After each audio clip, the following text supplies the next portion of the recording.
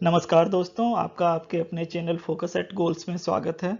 हम current affair series में आज के 21 प्रश्नों को डिस्कस करेंगे जो आपके सभी कॉम्पिटिटिव एग्जाम्स में हेल्पफुल हैं। तो आइए प्रश्नों की शुरुआत करते हैं।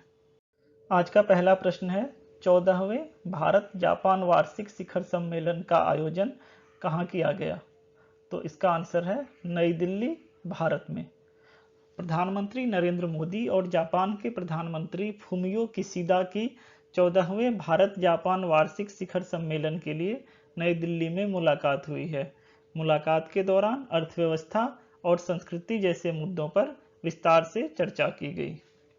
अगला प्रश्न है, किस राज्य के राजस्व विभाग ने भूमि सर्वेक्षण या भूमि विवरण प्राप्त करने के लिए एक दिशांक ऐप को लॉन्च किया है? तो इसका आंसर है कर्नाटक। दिशांक ऐप को कर्नाटक राज्य रिमोट सेंसिंग एप्लीकेशन सेंटर के भौगोलिक सूचना प्रणाली कार्यक्रम के तहत विकसित किया गया है। इस ऐप का उद्देश्य नागरिकों को भूमि डेटाबेस में दर्ज भूमि और उसके स्वामित्व के बारे में जानकारी प्राप्त करने में सक्षम बनाना है। हमारा अगला प्रश्न है, आयुध निर्माण दिवस 2022 कब मनाया गया है? तो इसका आंसर है 18 मार्च। हर वर्ष 18 मार्च को भारतीय आयुध निर्माण दिवस मनाया जाता है। इसे ऑर्डिनेंस फैक्ट्री डे भी कहा जाता है। 18 मार्च 1802 में कोसीपुर, कोलकाता में भारत की सबसे पुरानी आयुध निर्माण फैक्ट्री स्थापित की गई थी, जिसके उपलक्ष्य में हर साल यह दिवस मनाया जाता है। ऑर्डिनेंस फैक्ट्री बोर्ड दुनिया का 37वां सबसे बड़ा रक्षा उपकरण निर्माता है। एशिया में दूसरा सबसे बड़ा और भारत में सबसे बड़ा है। नेक्स्ट क्वेश्चन है, sports clothing brand company Puma के नए ब्रांड एम्बेसडर कौन बने हैं? तो इसका आंसर है George Russell. Formula 1 racer George Russell clothing brand company Puma के नए ब्रांड एम्बेसडर बने हैं। जॉर्ज विलियम रसेल एक ब्रिटिश रेसिंग ड्राइवर हैं जो वर्तमान में मर्सिडीज के लिए फॉर्मूला 1 में प्रतिस्पर्धा कर रहे हैं।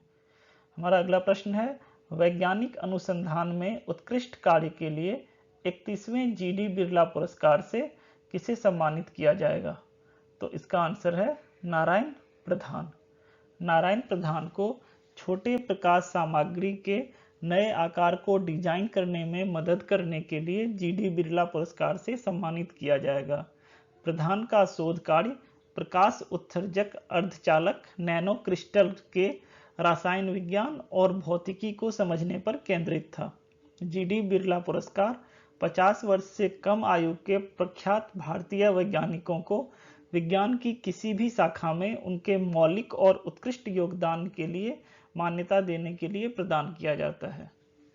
हमारा नेक्स्ट क्वेश्चन है, रिसर्च प्लेटफॉर्म हुरून द्वारा जारी ग्लोबल रिच लिस्ट 2022 रिपोर्ट के अनुसार एशिया के सबसे अमीर व्यक्ति कौन बने हैं?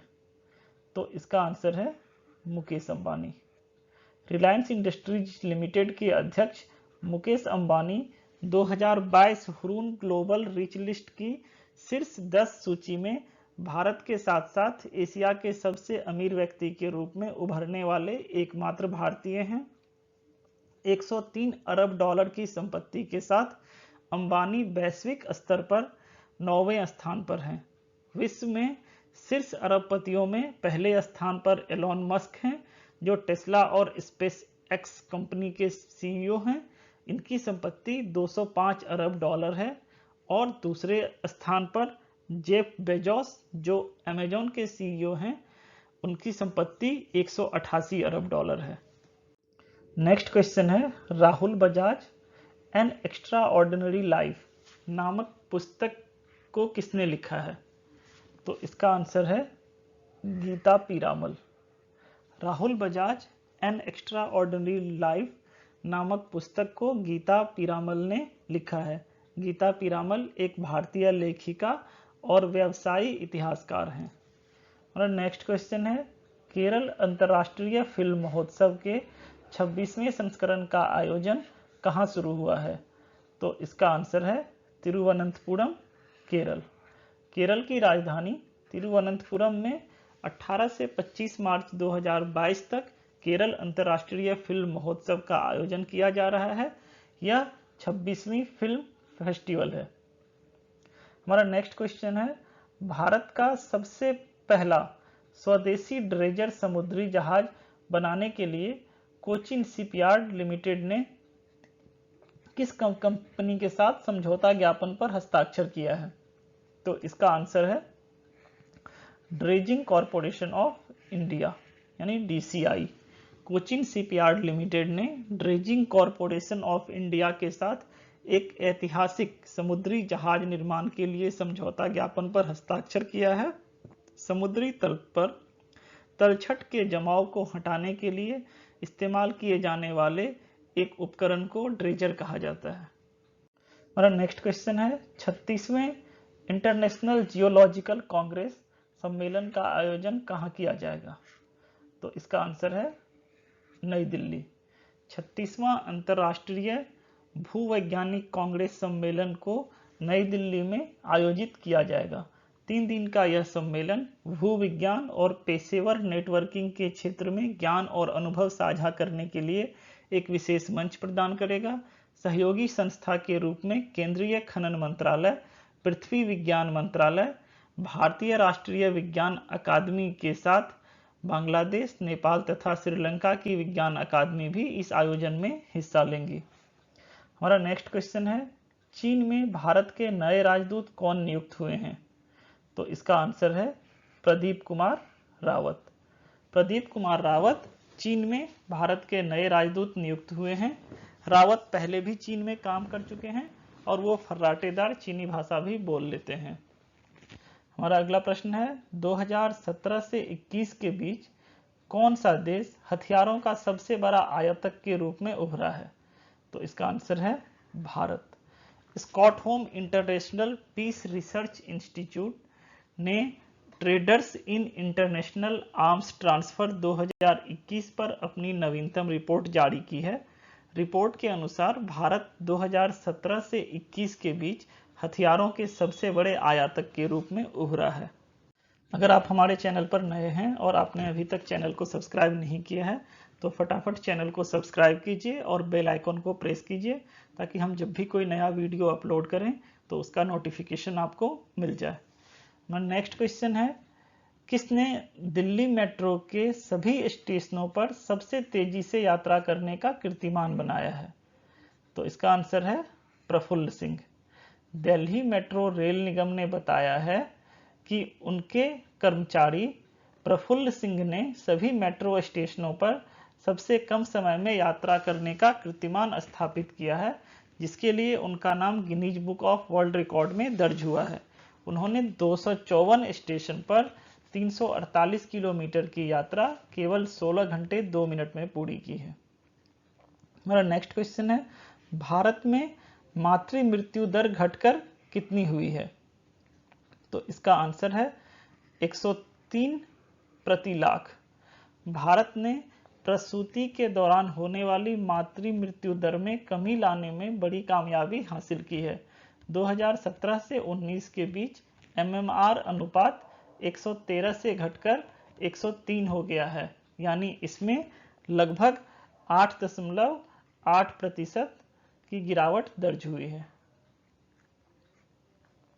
हमारा नेक्स्ट क्वेश्चन है, मिस वर्ल्ड 2021 का खिताब किसने जीता है? तो इसका आंसर है कैरोलिना विलावस्का। पोलैंड की कैरोलिना विलावस्का ने प्यूर्टो रिको में आयोजित हुई 70वीं मिस वर्ल्ड प्रतियोगिता अपने नाम कर ली है।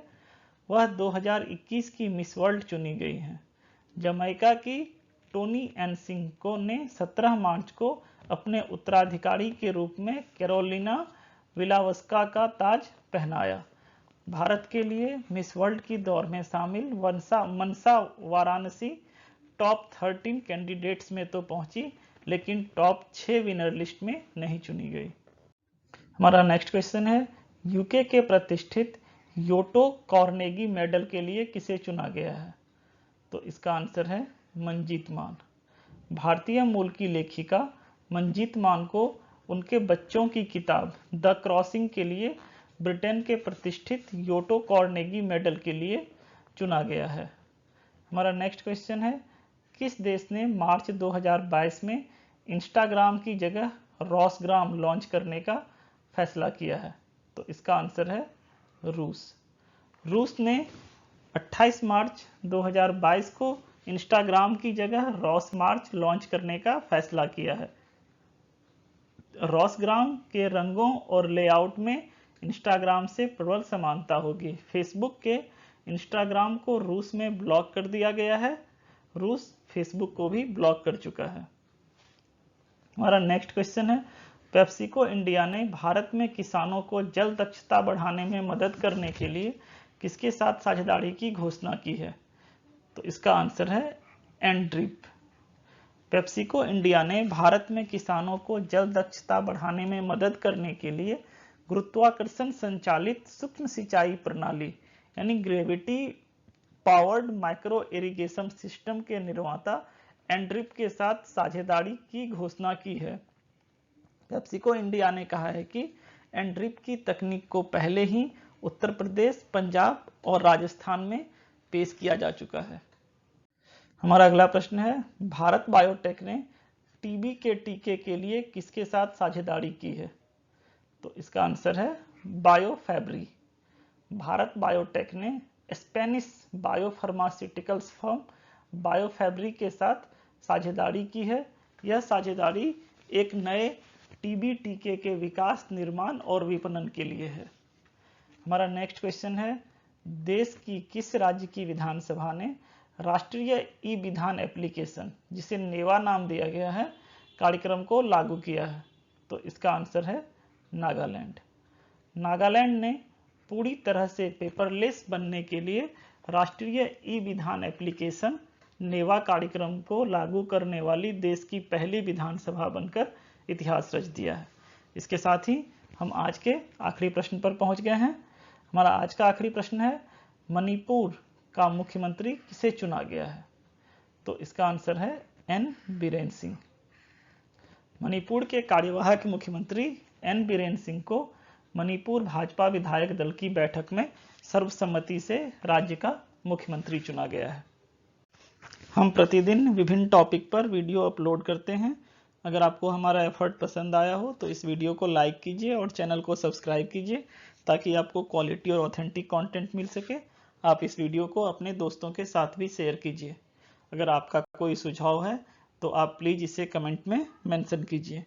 तो मिलते हैं हम कल के वीडियो में, तब तक के लिए bye bye and take care.